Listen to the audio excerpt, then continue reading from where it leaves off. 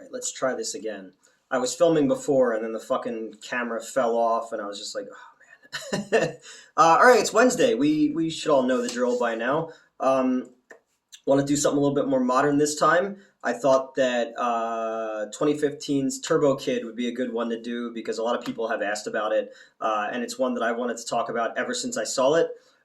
It was on the schedule for the other show before they started doing like we have to follow the Google Trends and all that kind of stuff. So we never had a chance to talk about it. But I'm talking about it now, and I love this movie. I think this movie's a modern fucking cult classic.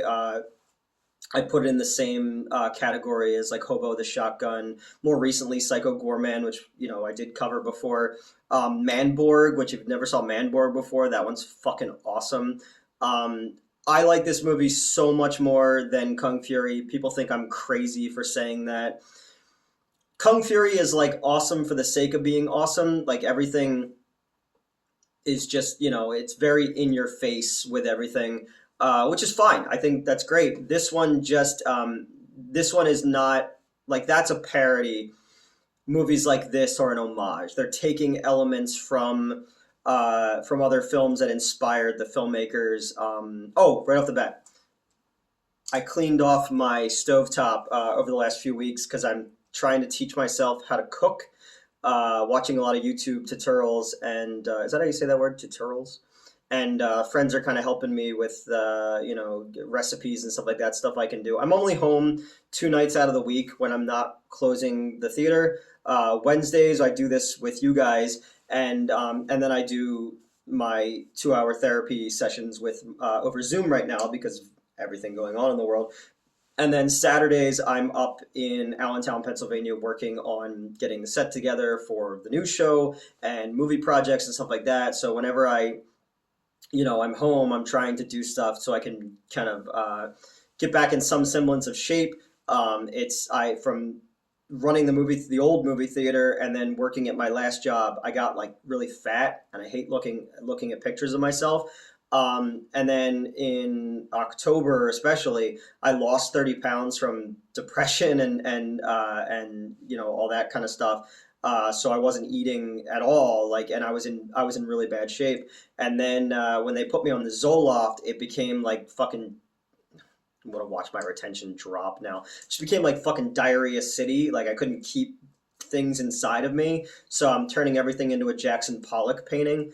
So now I'm leveling out. I used to have 6-pack abs, believe it or not. I was in really fucking good shape for a really long time, and then I just kind of like stopped caring, I guess. But getting back into it, I bought a really nice exercise bike. I'm trying to eat healthy shit again, and I haven't like a burger and stuff in a really long time, and I really want pizza and a burger, but I haven't done it. But now I'm like doing pastas and stir fries and shit like that. So it's cool. But people were like, "Oh, he's a 40-year-old loser with a dusty stovetop." I may be 40 and I may be a loser, but my stovetop was never dusty. I try very hard to keep my place neat and tidy because I have a cat and she sheds. But also at some point I'm gonna have friends, and like I'm gonna want friends to come over and like fucking watch movies or something. I don't want my place to ever be a mess. So I look like a scumbag, but my place is nice, just so you know that. So yeah, Turbo Kid. We got what happened there? Turbo Kid is fucking great. It's set in the not too distant future of 1997. It stars Michael Ironside as like the big bad. Michael Ironside is a Canadian actor. You probably know him from like Scanners. Probably most people would know. He could have easily just phoned this one in, but he didn't. And this is a Canadian and I think New Zealand or Australia co-production. I don't remember which one. Tell me in the sorry New Zealand and sorry Australia. Sorry America that I've lived here for 40 years. He's great in this, and he's one of those actors who can really turn in a really good fun performance. It's like Nicolas Cage is my favorite actor of all time, but even in a really shitty movie, or a really low budget movie, Nick Cage still brings something to it. I was showing a friend all the pages of Florida Man, and I was like, dude, if this works, I want to try to figure out a way to pitch Nicolas Cage my Cage exploitation movie, which is So if you know Nick Cage, send him my way. The idea that Nick Cage puts golden tickets into all of his direct to video movies, like his really really low rent ones, and I buy one at Walmart, and when I open it, there's a golden ticket, and I'm like, that's weird, you know.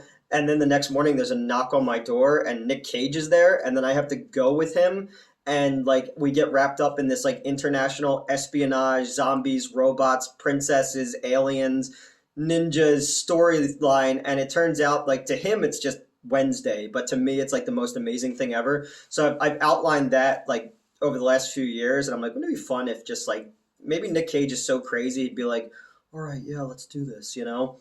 Probably not though. It's one of many many ideas. But watching this movie made me feel like even watching it again the other night reminded me like B movies can still be awesome, you know, and this is more this was an art movie, you know, it yeah, it very much is born out of the Mad Max ripoffs, and the gore is very early Peter Jackson, very like good trauma level. But the gore is also never mean spirited. It's always like fun, and you care about these characters. There's Turbo Kid, who's not called that till later, and he's kind of like Wally almost. He's like out in the wasteland. His parents were murdered when he was a kid, and he collects trinkets. And he's a big fan of the Turbo Rider comic books. And while he's out reading the Turbo Rider comic book one day, because he doesn't, you know, the wasteland isn't safe. Acid rain has made it so there's no water, and Michael Ironside's character controls the water. You find out that the water is like a Soylent Green, where it's made of people, because our bodies are like, you know, X amount water.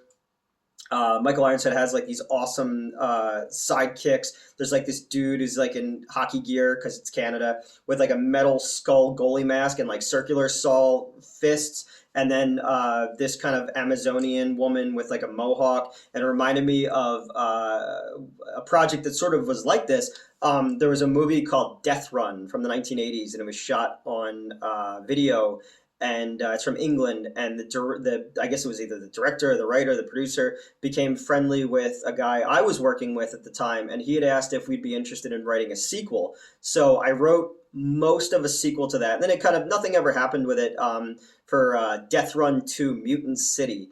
And in that script, I had the Pin Down Girls I came up with, which are three Amazonian roller derby bounty hunter women who are like badass eye patch and fucking mohawks, awesome ladies. But it kind of watching this reminded me of that, because this has like that Mad Max ripoff feel to it, but not in a bad way. I'm not saying that in a negative way, because I love a lot of Mad Max ripoffs. Fucking, you know, especially the Italian ones and the Spanish ones, like Striker.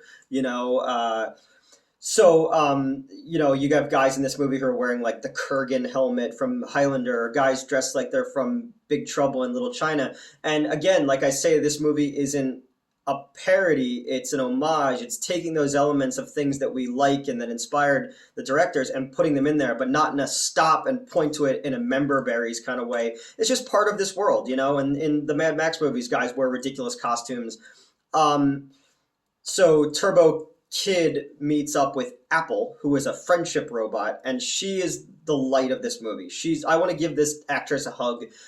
She's so fucking good in this movie.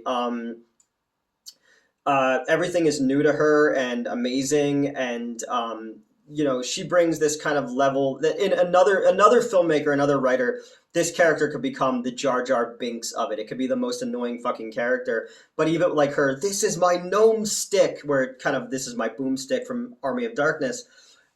She brings this level of like purity to everything, where like that's where a lot of this movie's strength is in her heart. Which is funny too, because like going back to the 8-bit video game thing, when they find out she's a robot, she has hearts, sort of like Legend of Zelda, and when she like loses them, it's like getting closer to her shutting down. So it's about the two of them, and he doesn't really trust anybody, and he's weirded out by it, kind of going through the wasteland and learning about the wasteland. At the same time, there's a arm wrestling cowboy with an Australian or New Zealand accent. Again, correct me which one. I love the arm wrestling scenes, because it's like a death sport in this world. But you arm wrestle, and there's blenders on both sides. It's just the blade, so if you lose, your hand gets fucking shredded to pieces. which I thought was really fun. And again, like why I'm saying it's not mean spirited, because there's also a guy who won't give up information about Turbo Kid.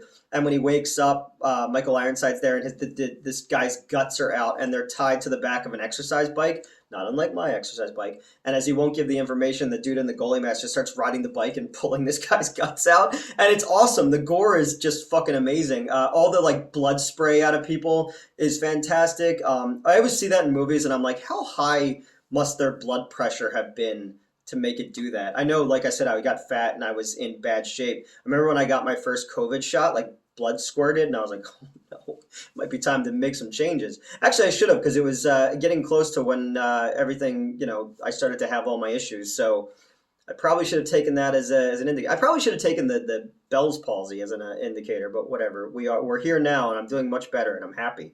My cat's watching me, so I have an audience again. Um, this movie's just a lot of fun. It starts with the fucking song from Rad, Rad BMX. It's the Thunder in Your Heart song. If you ever saw that movie's with Talia Shire, it's kind of like Rocky on BMX bikes almost. And it's fun to see like these dudes who are like these Mad Max style, like wanderers, riding up on 10 speeds, which I thought was really funny. Kind of the action scenes kind of remind me of like Dark Place with Garth Marenghi, when Dean Lerner has a scene where he's riding on a bicycle in an action scene. If you've never seen Dark Place with Garth Marenghi before, I can't recommend that show enough. It's amazing. Yeah, I don't know. I really, really love this movie. These guys did a follow-up movie called Summer of '84, which I didn't like as much. It was sort of like a Stranger Things meets Rear Window kind of vibe, and that one was much darker, and not in a bad way. I think like the darker things that happen to it are shocking, but they work with the story. It just didn't have the same feel that this one has to it. I also really appreciate that how minimalistic it was. They filmed it in like open, desolate areas and warehouses and stuff, and they didn't go over the top with the sci-fi-ness of it. Could have easily turned it into like Cyborg, the Canon film, or like something shitty like Robot Holocaust. If you ever saw that one, the Mystery Science Theater did it once, and try to make it look post noir futuristic, but they didn't do that. They let it just be sparse, and I thought that was as awesome. And it must have been cold, but they were making it too, because you could see everybody's breath in the air. Yeah, it's on Tubi. It's great. It's a lot of fun, and it's the kind of movie, like I said, that just makes me go like, okay, B movies are going to be okay.